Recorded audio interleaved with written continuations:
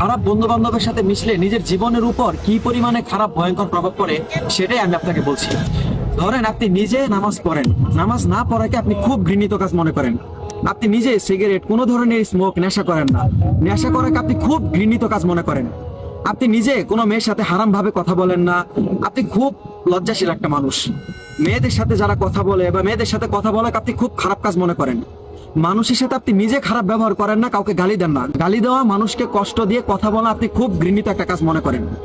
এখন এই যে আপনি এরকম একটা মানুষ যে সিগারেট খাওয়া, যে হারাম, যে গুনাহ, এই ধরনের সবকিছুকে এত এত ঘৃণা করেন, এই মানুষটাই আপনি যখন এমন একটা মানুষের সাথে মিশবেন যারা প্রত্যেক দিন স্মোক করে, সিগারেট খায়, যারা প্রত্যেক দিন হারাম কাজ করে, হারাম ভাবে মেয়েদের সাথে কথা বলে, যারা প্রত্যেক দিন মানুষকে গালিগালাজ দেয়, মানুষের সাথে খারাপ ব্যবহার করে, যখন আপনি এই ধরনের মানুষের সাথে থাকবেন, এই ধরনের মানুষের সাথে মিশবেন, তখন না আসলে এই যে ঘৃণার যে একটা ব্যাপার, এটা আপনার ধীরে ধীরে কমতে থাকবে।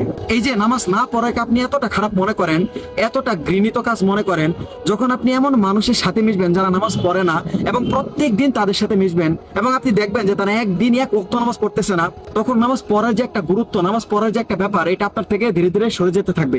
এবং নামাজ না পড়া যে একটা ভয়ঙ্কর পাপ, নামাজ না পড়া আপনার কাছে যে একটা খারাপ দিক, হ্যাঁ, এটা আপনার কাছে ধীরে ধীরে স্বাভাবিক হতে থাকবে। তো আপনারা যারা ভালো আছেন, নিজের মধ্যে কিছুটা হলেও ভালো দিক আছে, তারা খারাপ মানুষের সাথে মিশবেন না। যারা খারাপ তাদের সাথে মিশবেন না, কারণ প্রত্যেকদিন তারা যখন খারাপ কাজ আপনার সামনে করবে, তখন এই সমস্ত খারাপ কাজ না আপনার কাছে ধীরে ধীরে স্বাভাবিক হতে থাকবে এবং ধীরে ধীরে এমন হবে যে আপনি ধীরে ধীরে ওই খারাপের দিকে আগাবেন, কারণ আপনাকে খারাপের দিকে আগানোর জন্য, নেওয়ার জন্য শয়তান তো আছেই।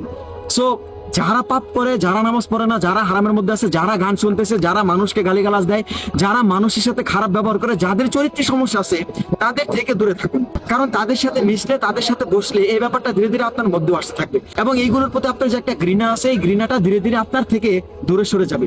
সুতরাং এই ব্যাপারটা অবশ্যই খেয়াল রাখবেন, খুব করে খেয়াল রাখবেন, অনেক বেশি খেয়াল রাখবেন।